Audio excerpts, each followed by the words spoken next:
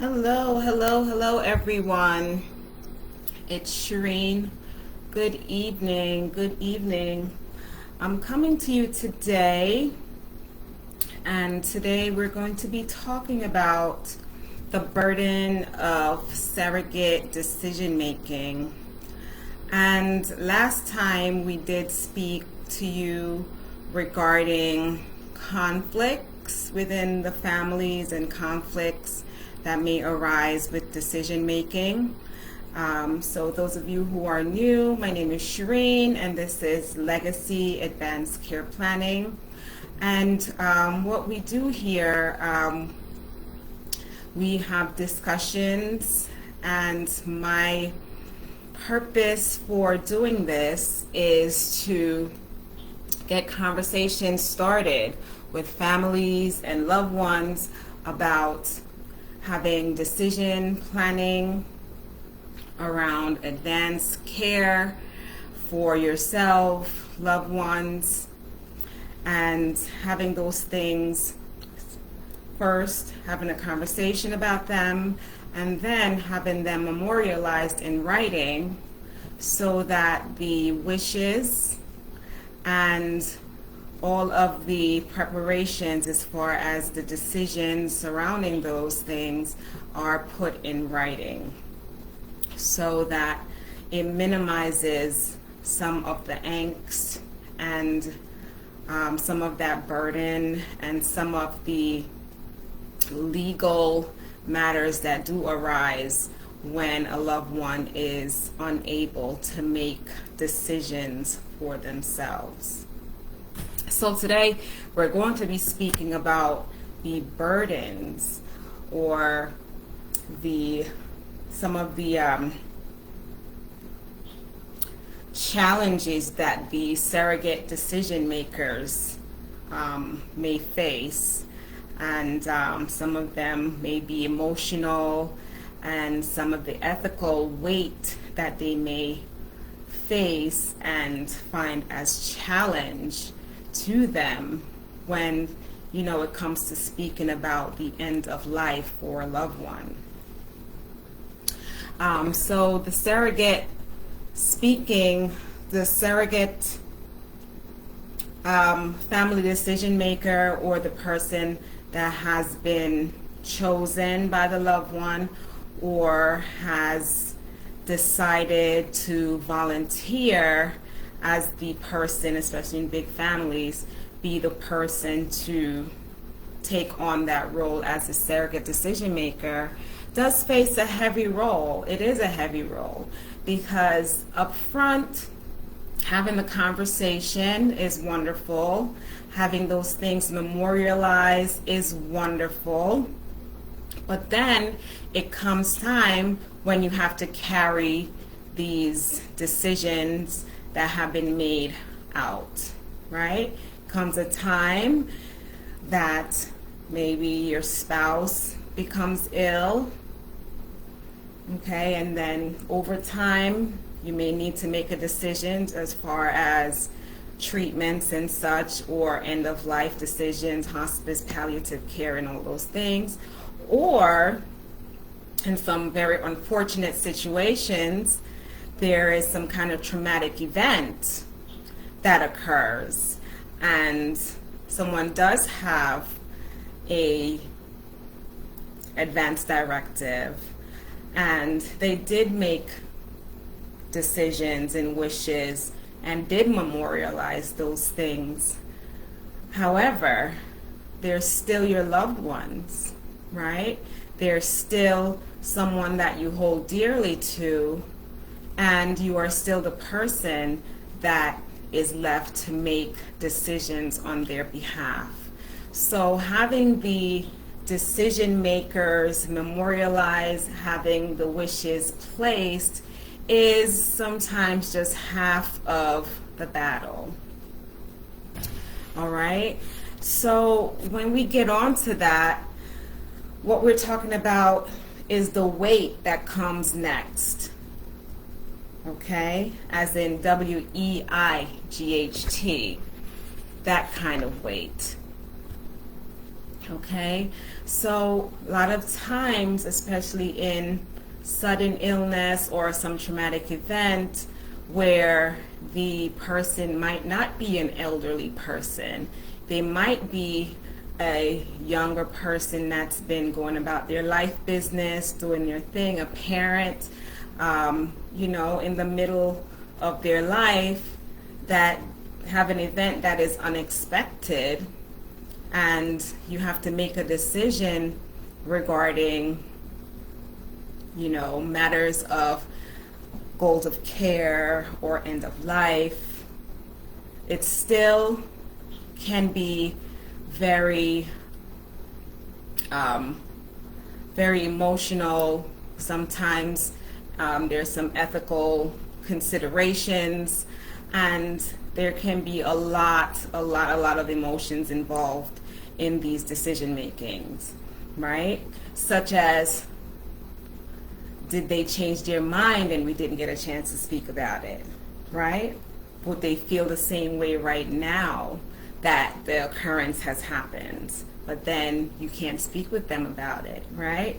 Am I making the right decision? Even though we've had something memorialized and they made their choices and their wishes in the moment, but these are some of the things that may arise when an occurrence happens, okay? How would they feel about the decisions that I'm making? Okay? Would they agree with the decisions I'm making for them at this moment, given that they can't speak for themselves? Even though we did all the things that we've talked about, right? We have written it down, we have discussed all of it, but now we are faced with an actual situation. Okay, guys? So this is the next part of this whole thing. Okay, so this can be an emotional, very emotional toll, and this is where it is very important to have some kind of very emotional support, some spiritual care, and having, extended family, and, call in all of those support systems that you may have available to help you get you through some of these very tough decisions. Because with these decisions in these moments, guilt is one thing that you may face. Okay? Am I letting them go too soon, right? Say someone is in a comatose state, or you've gotten all the disciplines of physicians and all the testings and all of those things, and you've had them right in front of you, and they've explained all the things, and all of the different medical terminologies have been explained to you, and they have explained to you that, this is the prognosis. Okay? Do I or don't I want to make a decision that would possibly prolong their suffering, or am I letting go of my loved one too soon? These are some of the dilemmas that you may face. Also, grief.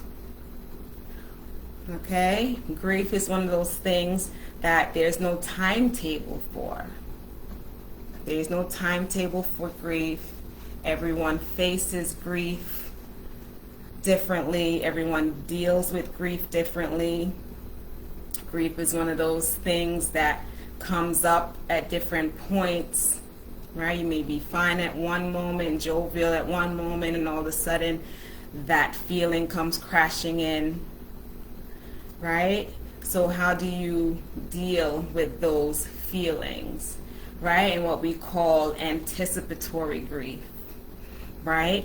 Expecting, right? What are the expectations from you, right? Being expected to function in this scenario, all right? Compartmentalizing, and being able to make very strategic decisions, calm decisions in a situation where your emotions are in turmoil. All right. Also, as I stated, having family, friends, and clergy, spiritual care, all of those things as a support is so important, because making these decisions can make you feel very isolated. Say that's your spouse, someone you've been with for decades, 3-4 decades, that's your person, right? Now you have to make a decisions regarding their goals of care or their end of life, and they would be the person you would turn to, but now they're not there. So that can be a very isolating situation. So having a support system in place, or at least knowing where to reach out for support, is very important. Okay. And also the feeling that you don't know what the best thing is. And that's part of that guilt that you may face, that even after you have made a decision, sometimes those feelings may come up over and over. And so even aftercare is very important for decision makers. And that can be one of those things that can become burdensome emotionally even after this whole process has ended. Okay.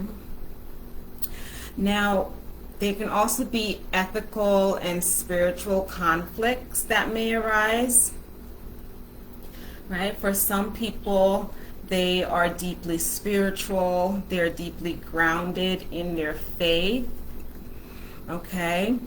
And they may not seem outwardly emotional, so they may take a very, theological perspective on transitioning, okay?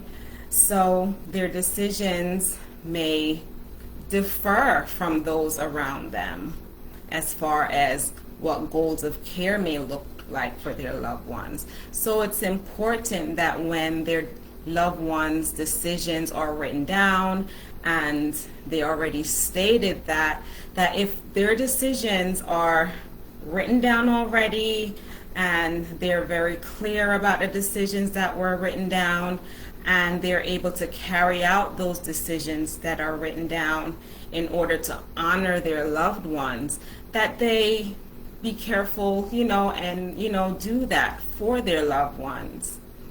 Okay? And it's a way to honor them. Okay? Because it was their choice to do that while they were here. And it's honoring the autonomy of that person.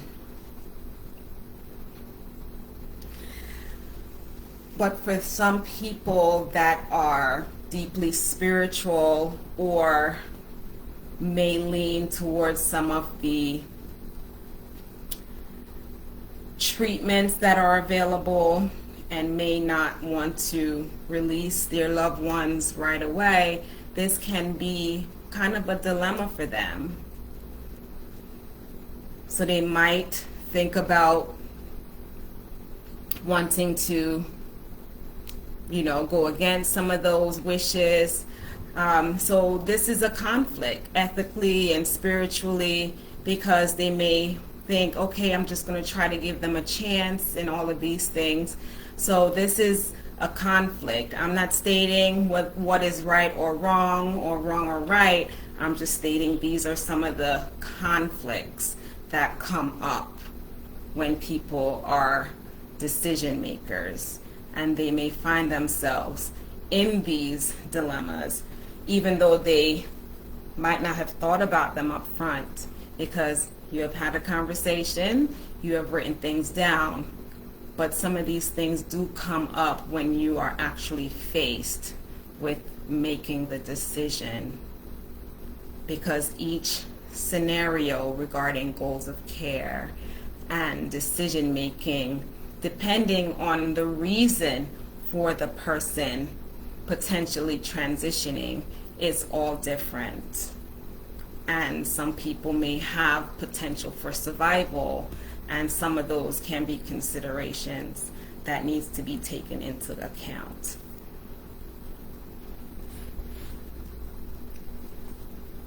Okay. Another burden, or what we can say, can be a dilemma for some, or can be a very, very stressful point for some, is we've talked about caregivers, right? Those caregivers that are the default surrogates. Okay, so you are the default person, even those that do have large families.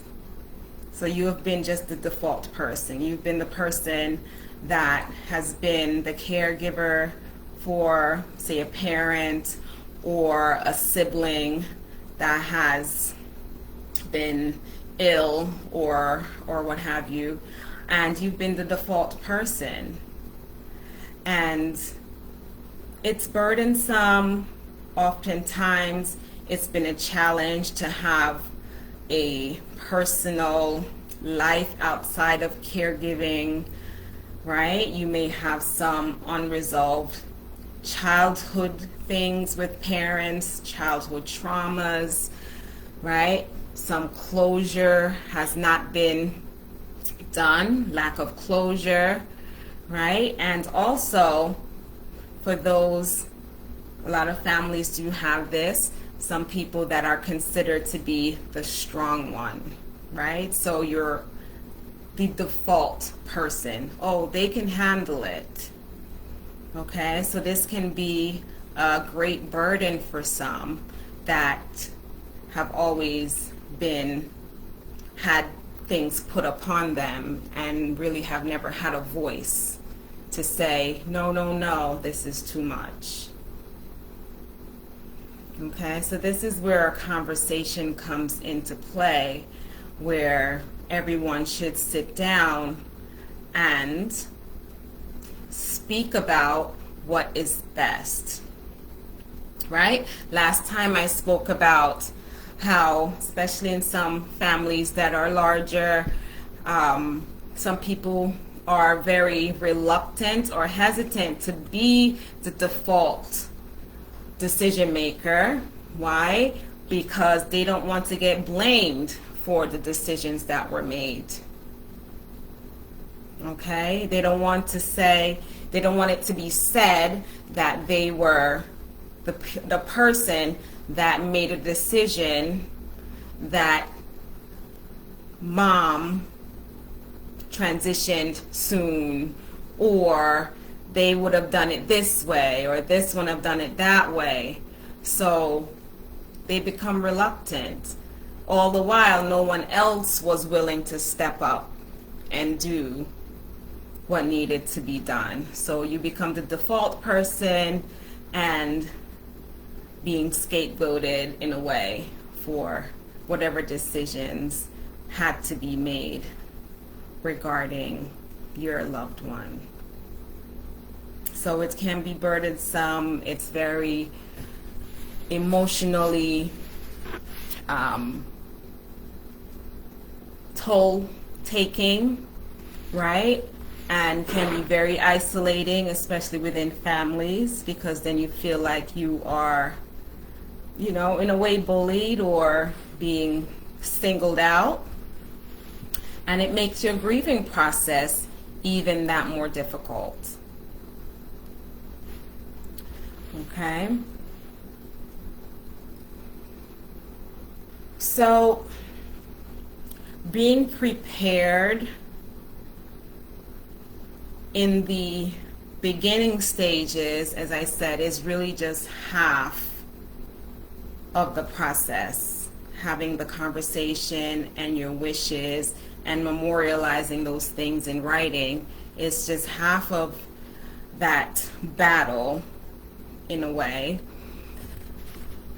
So advanced care planning, okay, having those honest conversations, bringing in spiritual counsel, having legal documentation, allowing the surrogates to move from a place of guesswork, right, into guided advocacy, right? So in a way, we aren't just making decisions just off the top of our heads.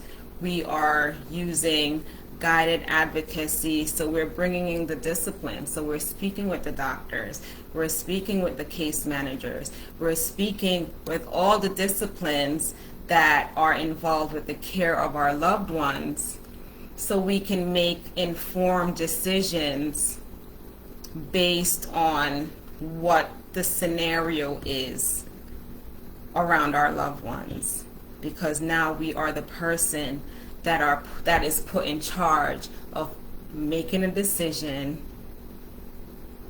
to have a peaceful transition as possible, or to allow for additional medical interventions if that's appropriate.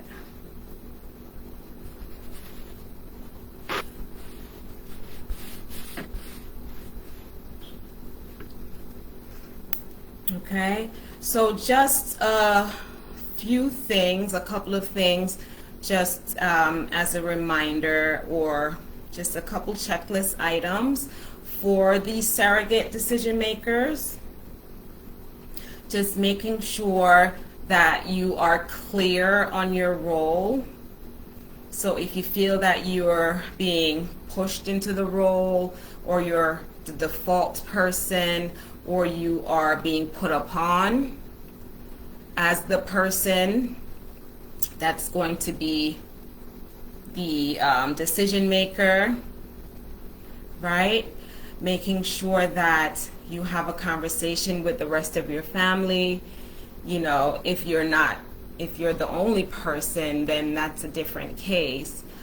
But if there are other people that's potentially able to do this with you, conjunction, or, you know, to have someone else take on this role if you feel it's too emotionally or physically burdensome, that should be also a conversation that needs to be had before there's an event that needs a decision to be made about it. Okay, then, so you got to confirm that you are the official proxy, healthcare proxy, okay, the next of kin, and the one that's authorized to make the decision. So clarifying your role, okay, and then what is the scope of your role? What are you able to make decisions about? Okay, such as what life-sustaining treatments, okay, so with planning with the party involved, okay, do they want any kind of sustaining measures? Do they want resuscitative measures? Do they want any kind of devices, implanted foreign devices such as a tube feed, apparatus? Do they want any of those things? Okay, and such as, and let's see, and services such as hospice placement or palliative services. Are those any of the services that they may want you to be able to make decisions about? Okay, so some of the things they may write down, and the others they say, based on what the circumstances are, I'm giving you permission to make decisions about these things. Okay.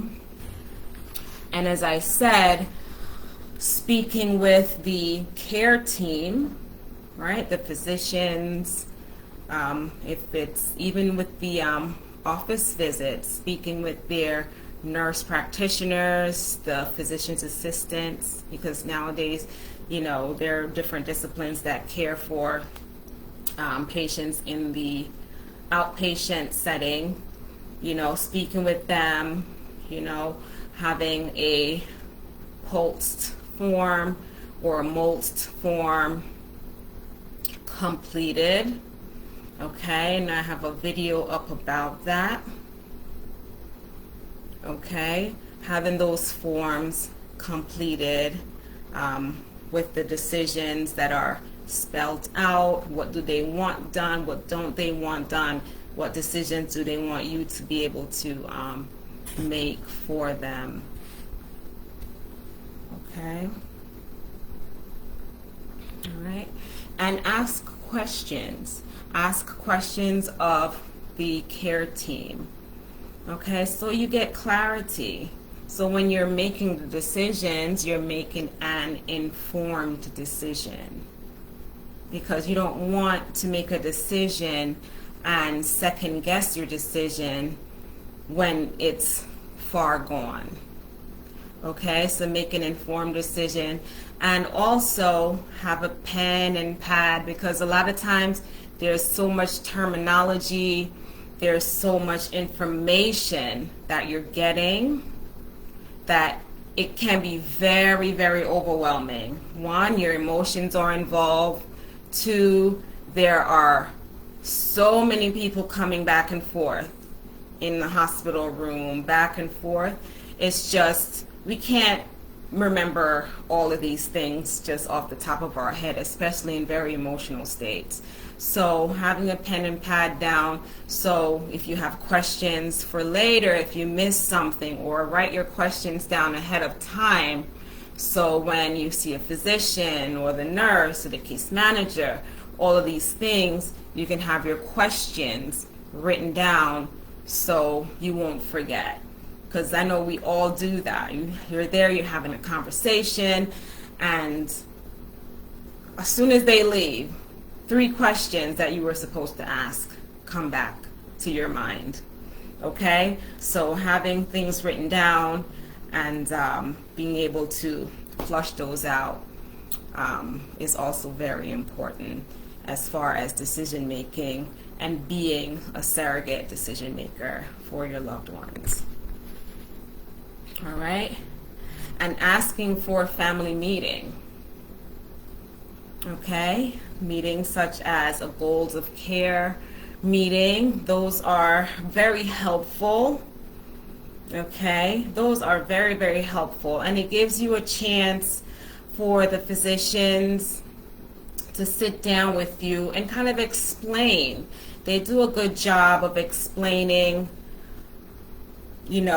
disease processes, prognosis, and potential for recovery, and all of some of the medical terminology, kind of in very lay people terms, and give you a chance to sit and have a conversation, and not just the way they'll be coming in and out of the room, right? It gives them, so they carve out a time for you to be able to sit and ask questions. So it is something you can ask for a goals of care family meeting.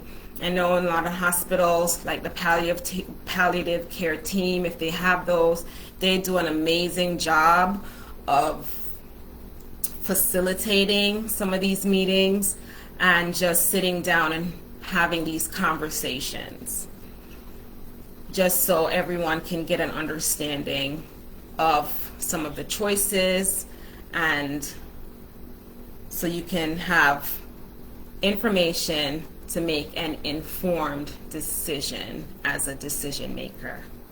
Okay, guys? All right.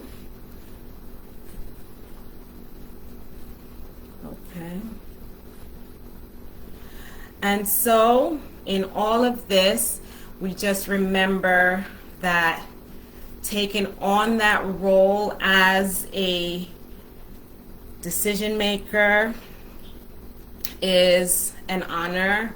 It is something that your loved one, especially if they chose you to be that person, they thought very highly of you to be able to make the right decision for them. Okay? And it's okay to have emotion and have some of those emotions kind of wash you sometimes, because it's someone that you love or care for, or that is going through a hard time, that can't speak for themselves. So practice compassion towards your family, but don't forget to practice compassion towards yourself. Okay? Because that's important as well. Okay, guys, so until next time, we are going to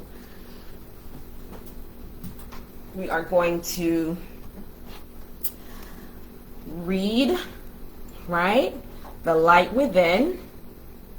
Okay, and it does talk about reflecting and having self-compassion. It also has in here ways to journal and some journal prompts.